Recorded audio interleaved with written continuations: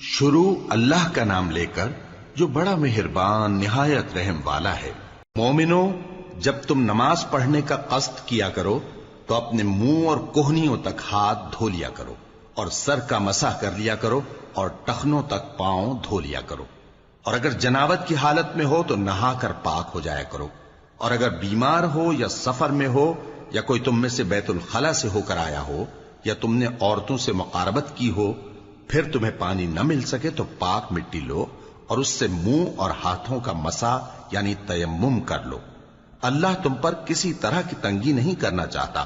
بلکہ یہ چاہتا ہے کہ تمہیں پاک کرے اور اپنی نعمتیں تم پر پوری کرے تاکہ تم شکر کرو۔ اور اللہ نے جو تم پر احسان کیے ہیں ان کو یاد رکھو، اور اس کے عہد کو بھی جس کا تم سے قول لیا تھا، یعنی جب تم نے کہا تھا کہ ہم نے اللہ کا حکم سن لیا اور قبول کیا۔ اور اللہ سے ڈرو، کچھ شک نہیں کہ اللہ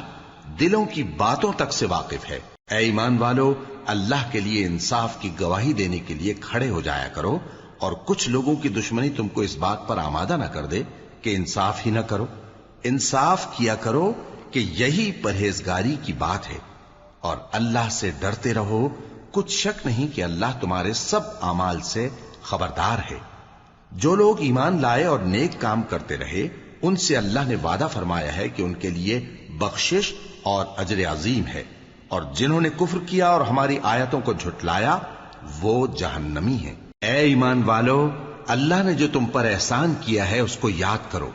جب کچھ لوگوں نے ارادہ کیا کہ تم پر دست درازی کریں تو اس نے ان کے ہاتھ تم سے روک دیے، اور اللہ سے ڈرتے رہو، اور مومنوں کو تو اللہ ہی پر بھروسہ رکھنا چاہیے۔ اور اللہ نے بنی اسرائیل سے اقرار لیا تھا اور ان میں ہم نے 12 سردار مقرر کیے تھے،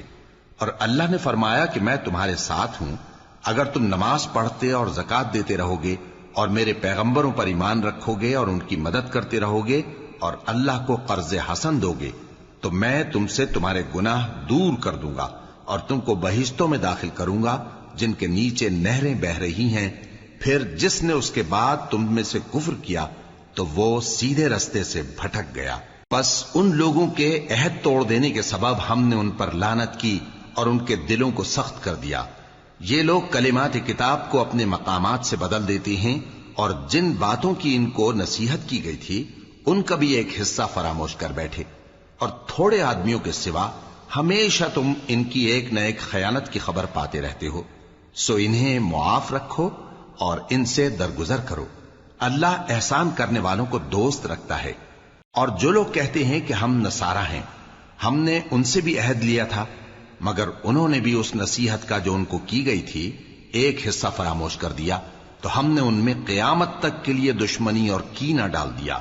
اور جو کچھ وہ کرتے رہے اللہ عنقریب ان کو اس سے آگاہ کر دے گا۔ Thanks for watching. Don't forget to like, comment, share and subscribe to